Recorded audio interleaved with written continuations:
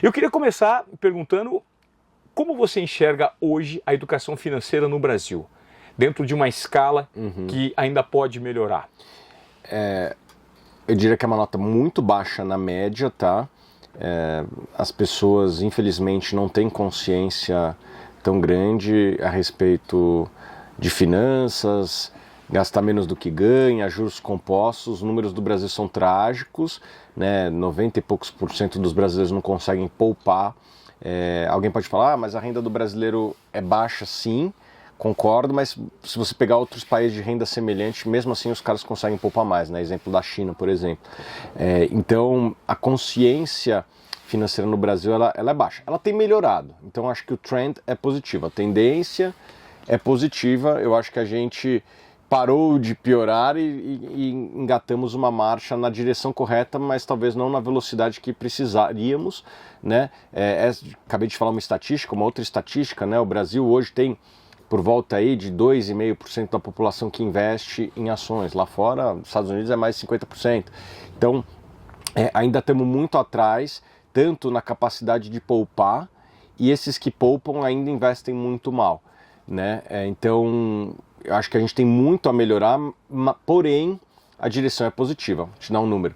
Era 500 mil investidores 5 anos atrás, quando a Suno começou, né? Investidores na Bolsa de Valores. Hoje 500 mil. Hoje são mais de 5 milhões. Né? Então multiplicou por 10. Ainda é muito pouco, mas eu acho que está numa tendência positiva. Eu diria que poupar é a defesa, o investimento é o ataque de um time de futebol. Interessante. Né? Assim, poupar é você simples gastar menos do que ganha. Né? Você pode ou ganhar mais ou gastar menos. Né? Você pode trabalhar nessas duas forças. Como que você ganha mais? Tendo um segundo emprego, empreendendo, aumentando sua renda, aumentando sua qualificação, né? Você é motoboy, vamos fazer um curso técnico para virar, sei lá, um técnico de enfermagem, alguma coisa assim, que você melhora a sua renda, né? Hoje em dia tem várias áreas no Brasil que tem mais empregos do que vaga. Apesar do desemprego ser alto no Brasil, por exemplo, a área de TI hoje tem muito mais vagas abertas do que demanda de mão de obra, né? Obviamente que outros segmentos têm desemprego, etc. Mas se eu fosse uma pessoa atrás de renda, eu consideraria me tornar um técnico de TI. Né? Para quê? Para aumentar minha renda. Mas não adianta nada você aumentar sua renda se você gastar na proporção. Né? Isso é um erro que muitas pessoas fazem. Né? O cara vai aumentando sua renda e gasta, às vezes até mais do que aumentou a renda. Daí não tem jeito, vai ter que tomar dívida, vai ter que vender algum ativo, uma casa, um carro, para pagar essa dívida. Então, isso é poupar. Não é muito a minha especialidade, tem caras muito bons que falam disso. Recomendo seguir o Cerbasi, né, Gustavo Cerbasi. Ele tem vários livros maravilhosos a respeito desse assunto, de fazer sobrar dinheiro no final do mês. Isso é poupar. Investir é a segunda etapa. O que fazer com esse dinheiro que você conseguiu economizar no final do mês? E existem muitos tipos de investimento que você pode fazer. Minha especialidade são os investimentos financeiros, né? Principalmente aqueles de renda variável. O que é investimento financeiro? Aquele que é listado na bolsa. Né? Existem investimentos que não são ligados a isso. Então você pode investir em imóveis, você pode comprar uma casa, reformar. Isso é um investimento. Pode ser um investimento bom, pode ser um investimento ruim. Mas a minha especialidade são os investimentos financeiros, mais especificamente ações e fundos imobiliários, que eu acredito que são duas categorias que ao longo do tempo criaram muito valor para aqueles que aplicaram nela. E se você tem uma capacidade analítica acima da média, você vai ter retornos acima da média também. Então é mais ou menos essa a minha escola. Eu tento ter retornos acima da média fazendo análise das empresas, né? Você pode estudar e se tornar um bom investidor, sim, eu acho que isso é possível, ainda mais no mundo de hoje que tem muita informação, mas esse é um preço que você paga. Você vai ter que estudar 8 horas por dia, 4 horas por dia, porque você está competindo com pessoas que estão estudando isso, né? Você quer se tornar bom em alguma coisa, você vai ter que ralar, em qualquer coisa na vida, né? E tem gente que segue esse caminho. Nem todo mundo quer pagar esse preço. Eu diria que a maior parte das pessoas não querem pagar esse preço. E daí, para isso, tem empresas focadas em investimento, como é o caso da Suno. A gente não tem cartão de crédito, a gente não faz conta corrente, nada disso. Na indústria financeira como um todo, a gente resolveu focar somente em investimentos. E daí esse é o nosso core, né? Então, você pode contratar um serviço como o da minha empresa, existem outros, né? É óbvio que eu vou falar da minha empresa aqui, mas existem outros. Mas é uma coisa como... Investimentos é uma coisa como qualquer outra na vida. Você pode fazer o seu churrasco, ou você pode ir numa churrascaria. Você pode cortar o seu cabelo, ou você pode ir numa barbearia. Geralmente, você pagar por um serviço de um especialista vale muito a pena, porque o cara está há anos naquela indústria, o cara é um apaixonado, o cara tem mais contatos, o cara tem mais experiência, o cara estudou muito mais. Então é muito difícil você competir com alguém que é especialista naquilo, né? Isso vale para qualquer coisa na vida, né? Uma vez eu fui jogar futebol com o Miller, né? Aquele jogador das antigas e tal. Cara, o cara com 50 anos jogava melhor que todo mundo no time. Por quê? Porque o cara é um especialista naquilo, o cara já jogou Copa do Mundo, né? Então... acho foi que campeão.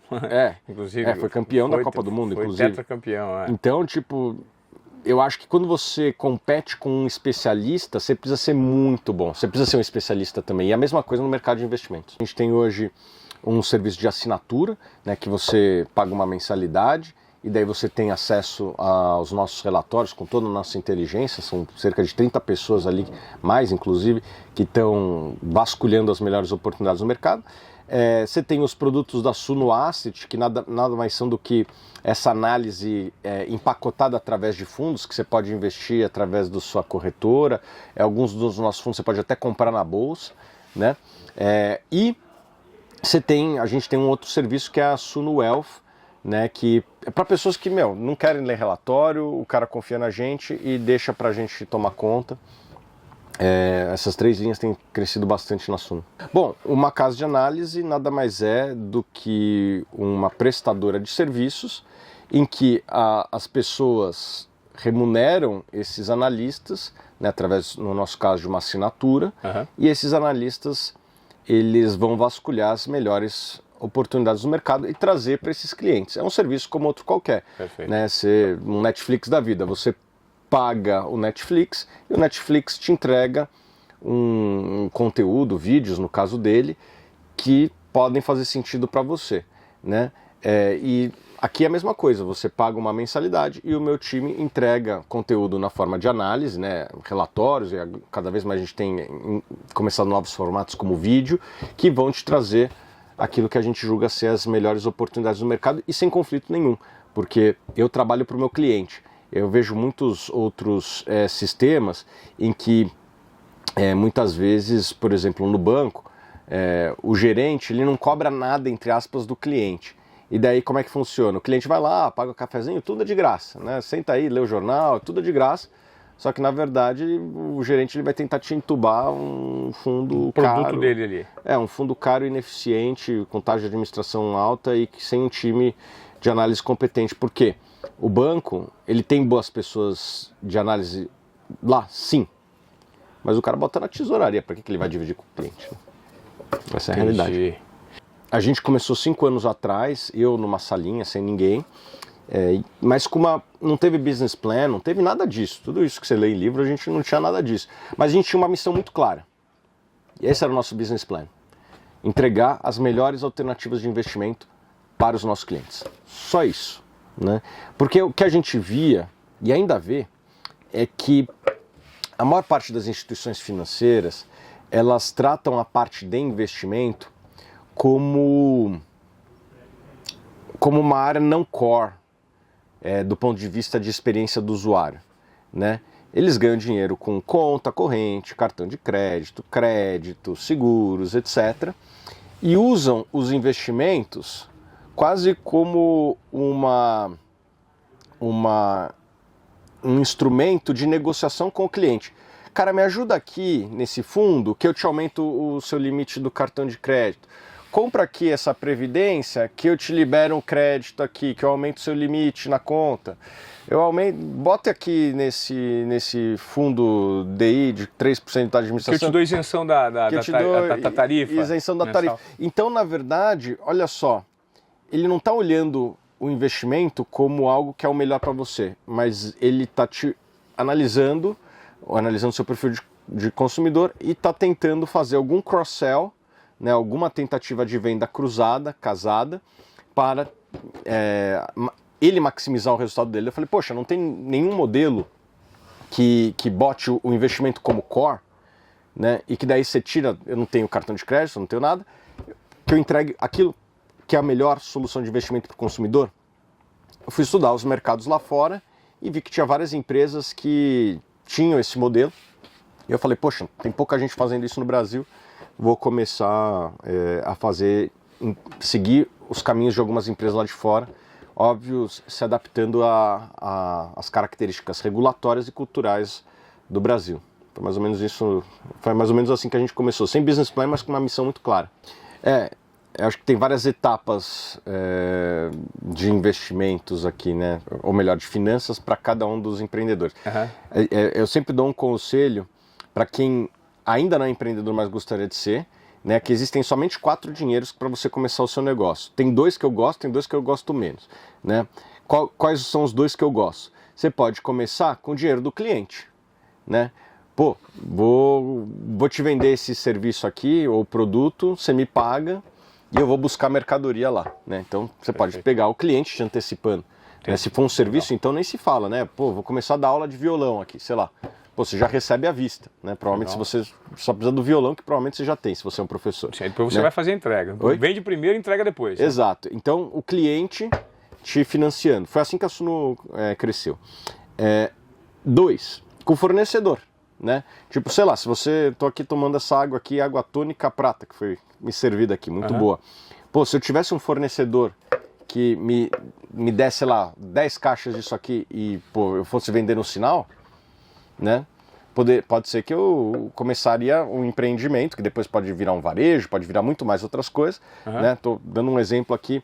O fornecedor prático. Entra como parceiro. O fornecedor ele me deu 10 caixas lá e eu vou pagar ele depois. Daí tem que pagar depois também. Óbvio que confiança não se ganha tão simples. Você tem que talvez ter um network, conhecer o cara, te conhecer no olho a olho e tal. Mas esse é o fornecedor dando a matéria-prima para você vender e depois que você vender você paga e tem que pagar ele depois. Esses são os 2 melhores dinheiros, né? Porque daí você não botou capital próprio. Você pegou capital de terceiros, ou do cliente ou do fornecedor. E os últimos 2 ou de investidor, você tem um sócio financeiro, né, ou banco. Esse aqui eu não recomendo muito porque os juros são muito altos no Brasil e a maior parte dos negócios não vão conseguir sobreviver pagando os juros bancários que são extremamente altos no Brasil. Então, é mais ou menos essa etapa inicial. E eu sempre falo para as pessoas, cara, tente ser lucrativo a maior parte do dia. Ah, mas o Zuckerberg não foi assim, ele demorou, sei lá, 10 anos para ter o primeiro real de receita. Tá, isso aqui é uma exceção, tá, pessoal? Se seu negócio não é o próximo Facebook, e provavelmente não é, acho que são poucos negócios que têm essa característica, vamos pensar como um negócio de verdade, ser lucrativo todo mês, né? Então, tente ser lucrativo todo mês. Essa é a minha dica que eu tenho para os empreendedores brasileiros. Eu acho que qualquer paixão, qualquer audiência é monetizável, né? Pô, tem vários exemplos de pessoas que começaram, sei lá, a fazer receita de bolo no Instagram e daí depois começaram a vender bolo para festa, etc. e começaram o negócio, né? Pô, quem nunca viu aquele cara lá que faz churrasco e bota um salzinho assim, né? Já viu esse cara? O Nurs, Esse cara, ele tinha uma churrascaria na Turquia, né? E virou uma potência global, né? Perfeito. Então, eu acho que se esse cara conseguiu, pô, a Turquia é um país menor que o Brasil. Se esse cara conseguiu ganhar essa escala, acho que prova numa churrascaria, que é um negócio ultra fragmentado, né? Uma churrascaria na Turquia conseguiu ter essa escala, prova que sim, é possível para todo mundo. Mas eu acho que em algum momento o cara vai ter que focar full time nisso. Eu tenho certeza que esse cara da churrascaria aí, Nus, ele não tem aquilo como um hobby, é full time. É muito difícil você ser competitivo sem você estar se dedicando full time. Como o cara não tem controles, ou o cara não tem uma visão financeira e não tem conhecimento de contabilidade, ele também erra na alocação de capital. O que eu quero dizer com isso? Às vezes o cara tem uma operação bem rentável, mas o cara tira dinheiro todo mês e vai aplicar em poupança. Pô, não valeria a pena você deixar na operação e construir uma segunda, terceira, quarta unidade, seja lá do que for. Então, é importante você ter esse conhecimento de alocação de capital também, e que ele vem junto de conhecimentos anteriores de contabilidade. Então, alocação de capital, eu acho que é onde a maior parte dos empreendedores erram também. Aonde que eu vou... Sobre esse dinheiro aqui no final do mês, o que eu vou fazer com ele? Né? Tem cara que faz um erro básico. Primeiro dinheiro que ele tem, ele vou comprar um carro importado, né, caro. Pô, cara, se você às vezes você pegasse esse dinheiro e esperasse e botasse na operação em 2, 3 meses, virava muito mais dinheiro e você comprava aquele carro, comprava 2 daquele carro, né? Então, isso foi uma coisa que a gente não cometeu esse erro na Suno. A gente nunca pagou dividendo, a gente sempre cresceu com a própria geração de caixa da empresa. Me explica isso melhor. Ótimo. Bom, acho que a Suno ela sempre teve uma visão financeira equilibrada, no sentido de que a gente não tem estoque, o que custa, é um business que não vai estoque. Todas as nossas decisões de investimento a gente transformou em despesa. O que eu quero dizer com isso? Em vez de a gente construir um escritório, a gente ficou durante muito tempo na WeWork, né? Que é um lugar que você paga vamos dizer assim, a mensalidade. Sim. Né? E você tem flexibilidade e você não onera muito, porque um escritório vai custar, sei lá, alguns milhões, né? Hoje em dia em São Paulo custa isso. Pô, se a gente pudesse economizar esses milhões e investir no que realmente traz resultado, sei lá, contratar gente, investir em tecnologia, investir em marketing, distribuição, etc., em forças de vendas, a gente sempre preferiu investir nisso do que em coisas que podem ser facilmente substituídas por despesa, como é, por exemplo, o caso de escritório. Mesma coisa para mobília.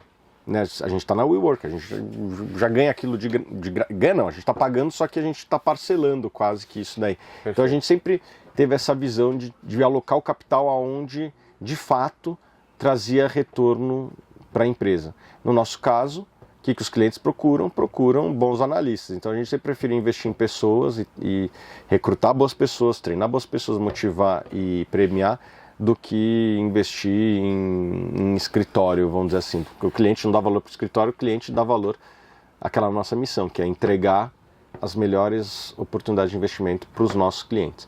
Né? Então, essa visão financeira foi muito importante para a gente, e com isso a gente conseguia crescer gerando caixa, que é bem raro. Né? Paralelamente a isso, a gente nunca distribuiu dividendo, né? A gente sempre reteve os lucros da empresa para poder continuar reinvestindo na própria empresa. Então a gente conseguiu ter esse crescimento 100% financiado pela própria operação.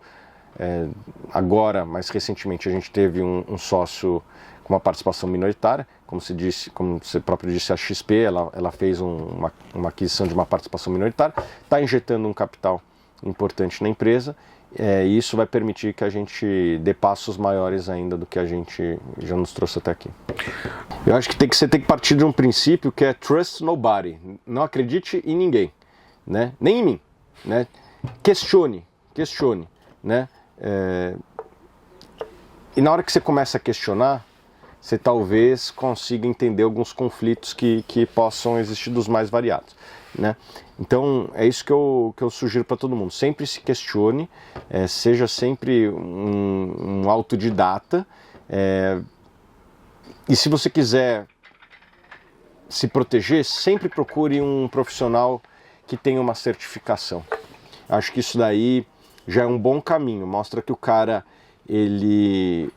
no meu caso, né, eu sou membro da PMEC, por exemplo, eu tenho que estar de acordo com o código de conduta da PMEC, que é um código bem claro. O que é a PMEC? A PMEC é a Associação dos Analistas, basicamente. Né? Eu sou um analista certificado, é a espécie de OAB dos analistas de investimento. Tá. E o que a gente vê é que é muito cara que não sei porquê, ou porque ele não tem capacidade técnica de passar no teste, ou porque ele não quer se sujeitar às penalidades que tem caso ele ande fora da linha, mas por algum motivo ele não quer estar sujeito à PRIMEC e faz o trabalho de analista aí num verdadeiro exercício irregular da profissão. Tem muito desse daqui. Então, se eu pudesse dar uma dica para alguém, cara, procura um profissional certificado. Acho que só disso daí você já elimina 90% dos picaretas que tem, e o que tem de picareta nesse mercado, todo mercado tem muito picareta, mas o de investimento também tem. E acho que isso aí você elimina uns 90% dos picaretas, cara. Tá, e o cara que quer começar a investir, sobrou uma graninha, quero colocar em ações. Como que eu devo conduzir? Cara, ou ele vai estudar muito. E por que eu falo que ele tem que estudar muito? Porque, cara, para cada ação tem alguém comprando e alguém vendendo. Se você quer ter um retorno acima da média, você tem que ter uma inteligência intelectual e emocional melhor que a contraparte que está te vendendo. Como que você vai ter isso se você se dedicar pouco? Né? Isso aqui é um jogo de xadrez, você está jogando com uma outra pessoa do outro lado. Às vezes você sabe quem ela é, às vezes você não sabe. Na maior parte das vezes você não sabe. Ah, comprei ações da Petrobras, de quem? Muitas vezes você não sabe. Na maior parte das vezes você não sabe. Então, como que você ganha um jogo que é competitivo? Você tem que ser melhor que o adversário. Como que você é melhor? Tendo mais informação, tendo um psicológico melhor, tendo melhores fontes, estudado mais.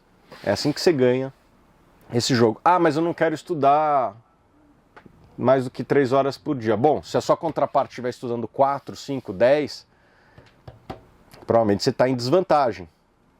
Então como é que eu ganho nesse jogo?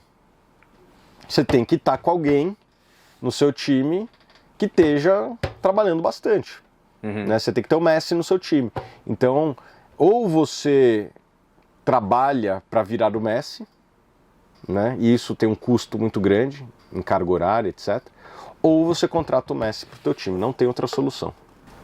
Quando a gente começou, a gente sempre quis estar próximo dos clientes e dos potenciais clientes. E a gente viu que o brasileiro, especificamente, ele gasta muito tempo em redes sociais. E a gente sempre foi muito próximo e muito ativo nas redes sociais. Começou no Facebook lá atrás, hoje o Facebook perdeu um pouco de relevância, a gente foi para outras redes, Instagram, YouTube. E nesse momento, quando a gente começou a fazer isso, e a gente foi pioneiro nesse aspecto, muitos, vamos dizer assim, do mercado mais tradicional, olhavam para essa nossa estratégia, para essa nossa atitude de ir para a social media, como, até no limite, uma falta de profissionalismo, entendeu? Tipo, como assim a Faria Lima aqui tem essa descrição, né? A gente não fica aparecendo em social media, né? E a gente tomou esse risco. E durante muito tempo, algumas pessoas até usavam isso para inferiorizar, né? A Suno, aquela rapaziada do Instagram, né? Tipo, como se fosse um cidadão de segunda classe, né? Só que assim, acho que como tudo na vida, os resultados, eles convertem mais que tudo. Tanto o nosso resultado empresarial, a empresa cresceu bastante, muito por conta dessa proximidade com as pessoas, como também o resultado dos nossos clientes. Todas as nossas carteiras superaram os benchmarks. Hoje a Suno tem 3 fundos abertos, né, para clientes, e os 3 fundos estão no quartil superior de performance das suas respectivas categorias. Ou seja, estamos na zona de Libertadores lá, para não dizer que estamos sendo campeão, em alguns casos. E daí aqueles caras que nos criticavam sumiram. Olhando o copo meio cheio também, né, porque tem o copo meio vazio e o copo meio cheio. Eu acho que assim, muitas coisas na vida são relativas, né? E o Brasil, no relativo, ele ganha espaço entre os emergentes. Então, só para te dar exemplos práticos, vários investidores globais com mandatos de investir em países emergentes não podem mais investir na Rússia. Onde que vão investir?